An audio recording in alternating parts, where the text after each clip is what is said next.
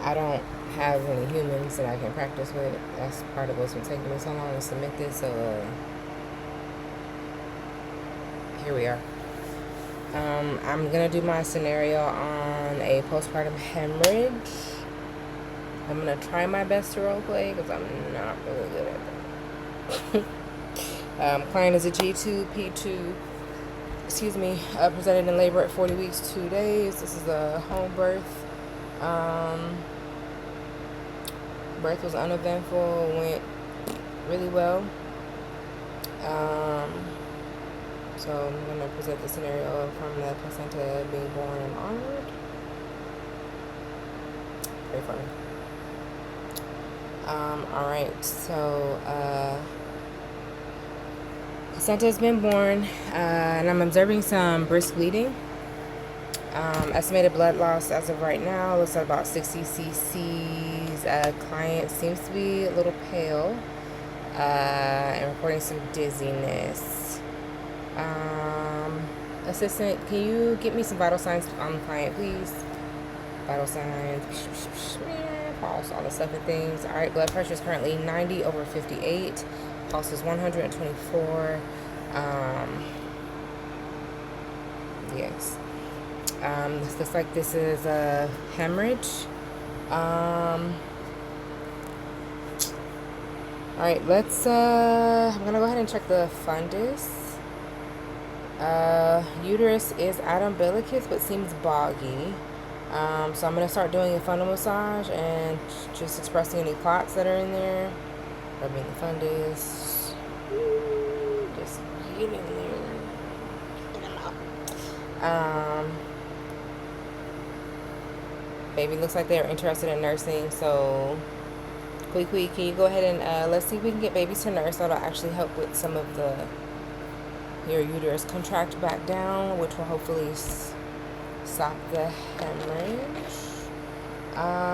Assistant, can you go ahead and drop 10 IUs of PIT, please? I'm going to apply it intramuscularly. Alcohol swab on thigh. Thank you. In that thing. All right, let's go ahead and get an IV started as well. Starting an IV. All the stuff and things in there. All right, IV is in.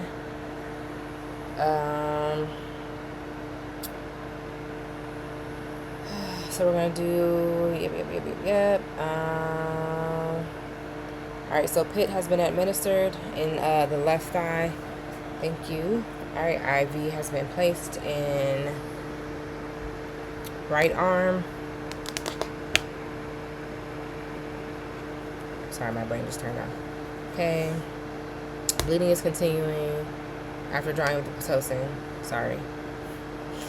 After Pitocin has been administered, I noticed that the bleeding is still continuing. Alright, so bleeding continues. So client is still bleeding. I'm going to go ahead and give Methergin. So let's go ahead and grind this up, please. Am I doing this out in the right order? Is it? Anyway, grind up. Okay. Quickly, I need you to put this under your tongue, please. Thank you so very much.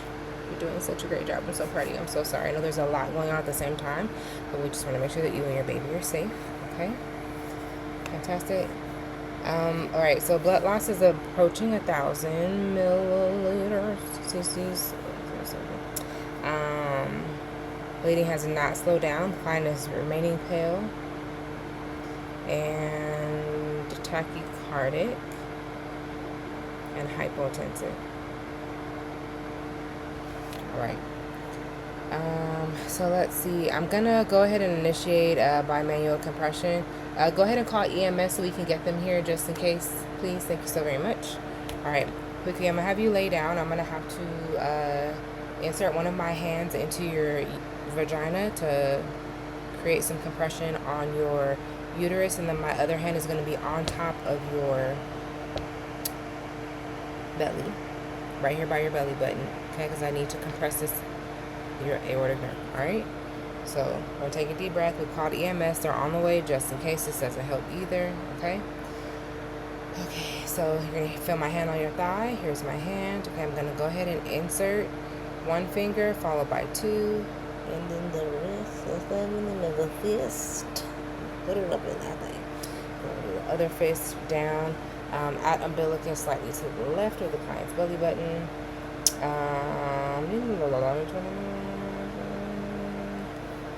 I also should probably be assessing the vagina for any tears or lacerations to make sure that that's not where the bleeding is coming from. So I just want to notate that while I'm in the middle of this little scenario schmiz situation.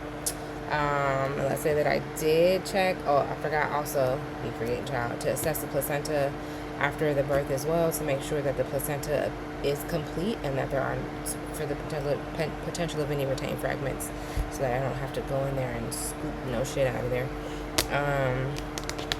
So don't see any significant lacerations upon assessment, and the placenta appears to be complete. So the bleeding continues. I'm going to go ahead and administer some TXA. So TXA is not an anti-hemorrhagic, but it does help to coagulate the blood, so just creating like clotting.